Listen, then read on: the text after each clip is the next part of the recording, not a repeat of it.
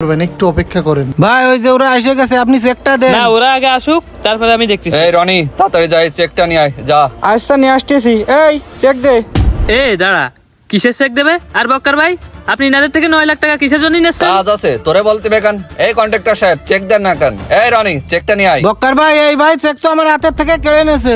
আরে বক্কর ভাই, আমি তো এটাই আসলে এখনো বুঝলাম না যে আপনি ইনাদের থেকে কি জন্য টাকা নিচ্ছেন। ভাই আসলে ঘটনাটা তাহলে আমি বলতেছি।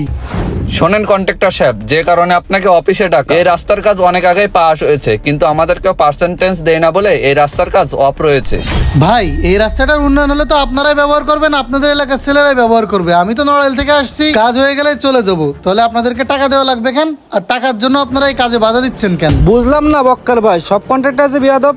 ভাই যেটা বলতে ঠান্ডা মাথায় শোন। তুই চুপ কর ভাই। আপনার এই রাস্তার টেন্ডার হচ্ছে 90 লাখ, এই টাকাতে 10% মানে 9 লাখ টাকা যদি আমাদেরকে না দেন, তাহলে আপনার এই রাস্তার কাজ অফ থাকতে। আসলে বিষয়টা হচ্ছে ভাই, আপনাদের আমি 10% টাকা দিতে পারবো, কিন্তু কাজ কিন্তু সেই মানের হবে না। আপনি যে মানের পারেন করেন, সেটা আমাদের সমস্যা না, আমাদের টাকা দিলেই হচ্ছে। আপনি পাকা, আপনি সলিং করে দেন। ও তাহলে এই ঘটনা।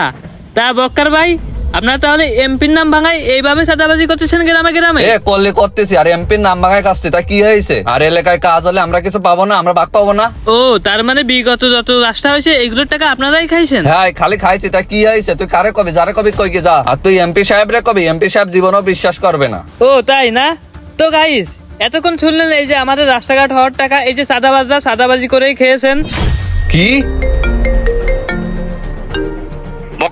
হ্যাঁ ভাই, শোনেন ভাই, বিষয়টা বুঝোই করছি আপনারে। বক্কর ভাই এরা কি করবো? এক্ষুনি ওখান থেকে চলে আসবি, বুঝতে না সমস্যা? ভাই, কোনো সমস্যা নেই। তোরা তো আরো চাঁদাবাজি করিস। না ভাই, সব মিথ্যে কথা ভাই, সব মিথ্যে কথা ভাই। 2 মিনিটের মধ্যে ওই জায়গা ত্যাগ কর। আচ্ছা ভাই, ঠিক আছে। এ রনি, তাড়াতাড়ি ভাগ, এই কিনতে এখানে থাকা যাবে না, চল তাড়াতাড়ি। চেক লাগবে না ভাই, আপনারা আপনাদের মতন কাজ করেন, আপনাকে কেউ বাধা দেবে না। সলিং না, আপনি পাকা করে দেন ভাই। আচ্ছা ঠিক আছে ভাই, এবার বুঝলেন তো আসল ঘটনাটা কি?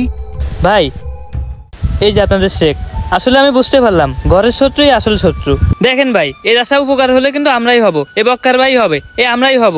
আর দেখেন 10 জনের ভালোর কথা চিন্তা না করে ওরা আসে ওদের স্বার্থ নিয়ে। হ্যাঁ ভাই, এইসব লোকের জন্য হচ্ছে এলাকার উন্নয়ন ভালোভাবে হয় না, ব্রিজ কালভার ঠিক মতো হয় না। দিন শেষে দোষ হয় এমপি, মন্ত্রী, চেয়ারম্যান, মেম্বারের, কন্ট্রাক্টরের। সবাই ভাবে এরা টাকা মেরে খেয়েছে, এরা কাজে ফাঁকি দিয়েছে, কিন্তু এদের নাম ভাঙায় যে এলাকা ভিত্তিক কিছু চেলা এভাবে মানুষের থেকে টাকা নেয়, নিয়ে উন্নয়নে বাধা দেয়, এই গল্পটা সবার অজানায় থেকে যায়। আজকে আপনি লাইভে ঢুকছিলেন বলে হয়তো ব্যাপারটা এমপি সাহেবের কানে গেছে, তাই হয়তো তাদেরকে শাসন করছে। নাইলে ভেবে দেখেন, আজকে যদি আমার এই 9 লক্ষ টাকা দিয়ে দেওয়া লাগতো, তাহলে কাজটা আমি পুরোপুরি করতে পারতাম। অসুবিধা নয় ভাই, আপনারা আপনাদের কাজ চলমান দেখেন, আমরা সর্বক্ষণিক আপনাদের পাশেই আছি।